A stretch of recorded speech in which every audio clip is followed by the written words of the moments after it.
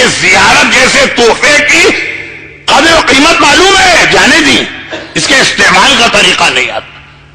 اگر کوئی صحیح معنوں میں زیارت کربلا کے استعمال کا طریقہ سیکھے تو دو چیزیں کبھی ہمارے معاشرے میں نہیں ہوں گی۔ ہو سکتا ہے کہ یہی میرا موضوع بن جائے آئندہ دو چیزیں کبھی ہمارے معاشرے میں نہیں ہوں گی۔ نمبر ایک، ہمارے معاشرے میں کبھی گمراہی نہیں ہوگی۔ جس کو پتا ہے کہ کربلا اور زیارت کسے کہتے ہیں، جسے پتا ہے کہ اربعین کا پیغام کیا، صحیح معنوں میں اگر زیارت کی جائے تو خالی ذریعہ امام تک جاتے وقت عورت کو حجاب نہیں پہننا ہے، وہ دنیا میں واپس پلٹ کے کہیں بھی آئے گی اس کے سر سے کبھی حجاب نہیں اترے گا۔ خالی کربلا میں بیٹھ کے داڑھی نہیں رکھنا ہے، وہ واپس دنیا میں کہیں بھی آئے گا کبھی اس کی داڑھی شیپ نہیں ہوگی۔ خالی کربلا میں جا کے نماز نہیں پڑھنا ہے، وہ واپس دنیا میں کہیں آئے گا کبھی نماز قضا نہ ہوگی۔ ہم نے کربلا کی زیارت، قدر و قیمت ہمیں پتا ہے، میں قدر و قیمت ویلیو کی بات نہیں کر رہا ہوں۔ میرے گیرج میں رولز رائس کار کھڑی ہے، مجھے پتا ہے کتنی قیمتی ہے، میں کہہ رہا ہوں اسے استعمال کرنا نہیں آتا، گاڑی چلانا نہیں آتا۔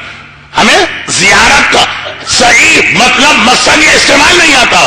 دو چیزیں کبھی نہیں ہوں گی۔ نمبر ایک، کبھی گمراہی نہیں ہوگی، کربلا تو نام ہی ہے ہمیشہ ہمیشہ کے لیے گمراہی کے خاتمے کا، جاتے ہیں اور آ جاتے ہیں۔ اب اگلا جملہ میں کہوں گا تو میری تو گردن لوگ پکڑ کے دبا دیں گے۔ یہ بزرگوں نے بھی کہا،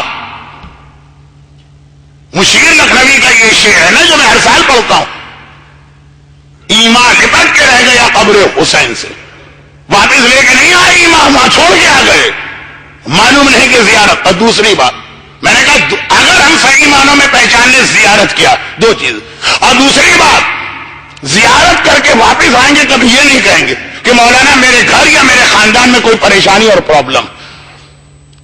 کربلا کا ظاہر کبھی خالی ہاتھ واپس نہیں لوٹتا، ہو ہی نہیں سکتا کہ آپ نے کربلا میں دعا کی اور وہ دعا قبول نہ ہوئی۔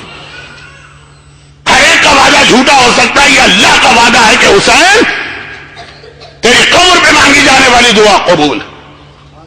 ایسا نہیں ہوگا کربلا سے واپس بھی اور کا مولانا روزگار کا مسئلہ تو ایز اٹ از، بلکہ اس میں مزید 5000 درہم اور قرضہ چڑھ گیا جو ہم نے زیارت کے نام پہ خرچ کیا تھا۔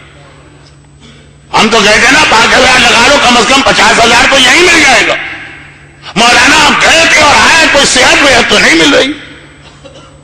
آج کی دنیا مسائل سے بھری ہوئی دنیا، وہی جابر نے تحفہ دیا ہے، ہمیں پتہ ہی نہیں کہ کس طرح سے زیارت کو استعمال کیا جائے۔